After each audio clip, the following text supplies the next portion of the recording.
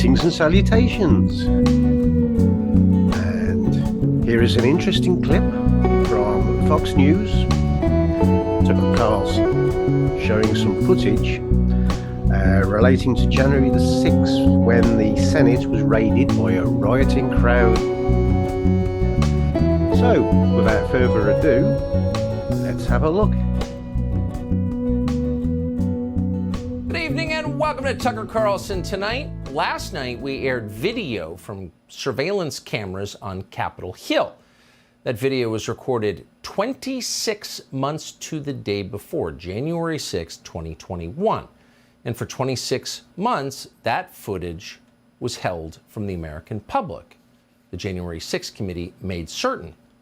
Now, the Justice Department also kept a lid on that video footage. And in fact, in some cases, DOJ did not share it with criminal defendants who'd been charged on January 6th in violation of their constitutional rights. So we felt it was a public service to bring what we could to you. There was no justification for keeping this secret any longer, and a powerful argument to be made that sunlight is always and everywhere the best disinfectant. And in fact, because it was video evidence, it is to some extent self-explanatory. Anyone could look at the tape and decide what he or she thinks of it.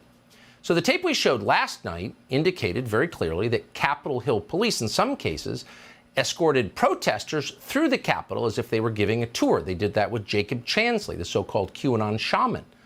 At one point, they even tried to open locked doors on Chansley's behalf. Chansley was sentenced to 4 years in prison for his crimes in the Capitol on January 6th. And the video we showed you last night raises the obvious question, why? On what grounds? The video I showed you last night also showed that Officer Brian Sicknick was not beaten to death with a fire extinguisher by protesters on January 6th, as the media and Liz Cheney so often claimed. The video shows Sicknick walking around the building, apparently in good health, after he was supposedly killed.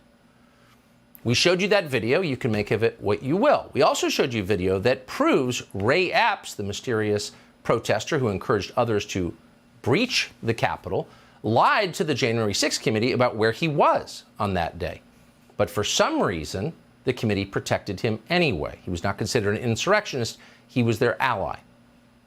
So once again, you can draw whatever conclusions you like from that video. We have ours and we shared them with you. But it's really beyond debate that it is good for this country for Americans to be able to see it. The media and politicians, the people in charge, have talked about January 6th every day since it happened for 26 months.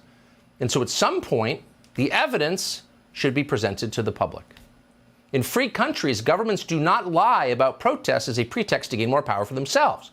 They don't selectively edit videos for propaganda services and then lie about them in fake hearings and show trials. But that's exactly what happened.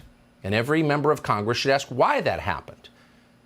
But Democrats in the Senate, the Democratic leader in the Senate, Chuck Schumer, is not asking why. Instead, Chuck Schumer went on the Senate floor today to explode and to say that showing that video, evidence of wrongdoing by the federal government, including the security forces, the police department that Nancy Pelosi personally controlled, letting the public see any of that is a threat to democracy. Watch.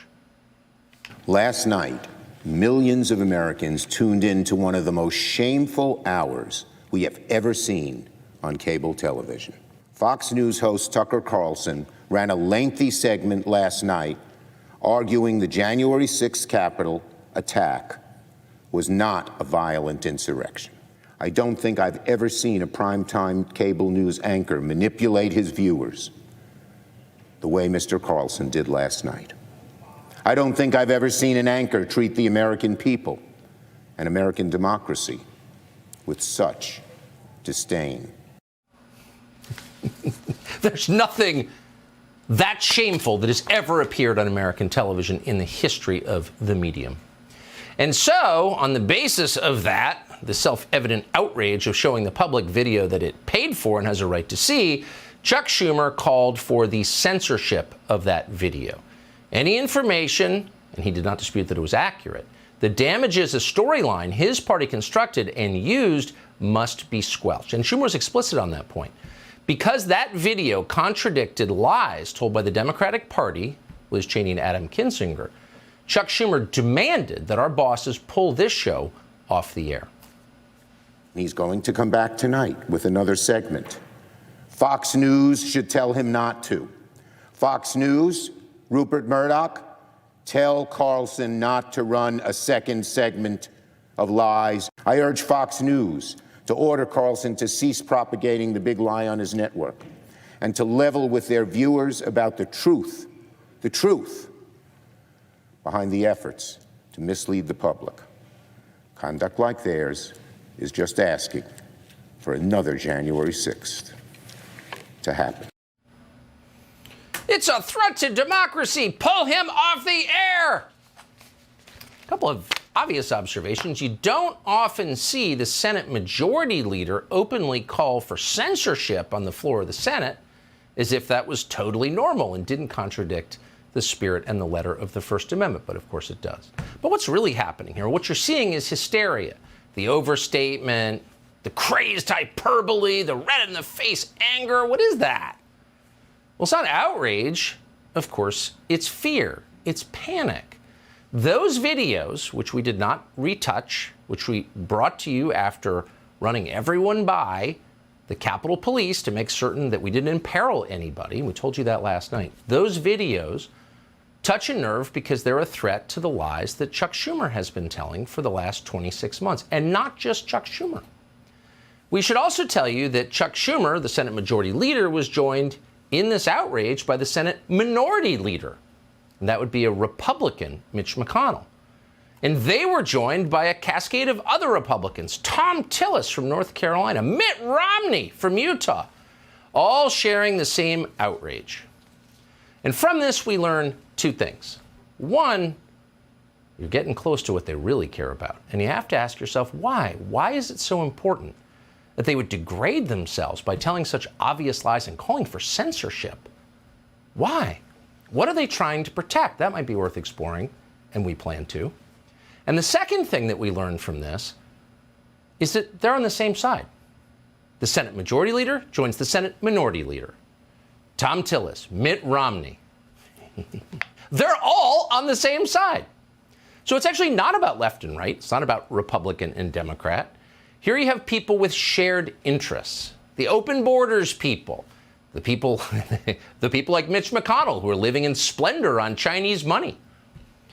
The people who, underneath it all, have everything in common, are all aligned against everyone else. And that would include almost all news organizations in this country as well. And so if you're watching this at home, it might be kind of interesting to keep a list, because one thing we learned today is that they're all in agreement with each other. They kind of outed themselves. They sort of showed their membership cards in whatever club this is to the public. So keep a list. If you want to know who's actually aligned, despite the illusion of partisanship, we found out today. We have a little more tape for you tonight.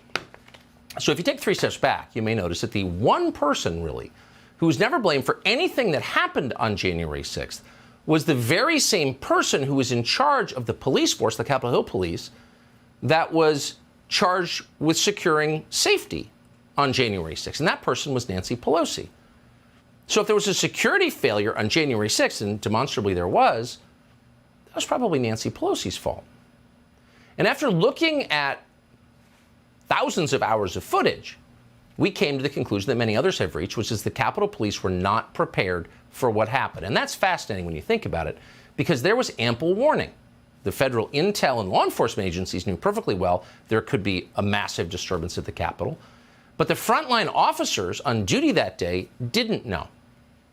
And yet the people who kept that information from the frontline officers who were overwhelmed by thousands of people milling around the Capitol building, the people who fell down on the job, who didn't do their job, they were not punished. They were rewarded. And you have to ask yourself, why is that?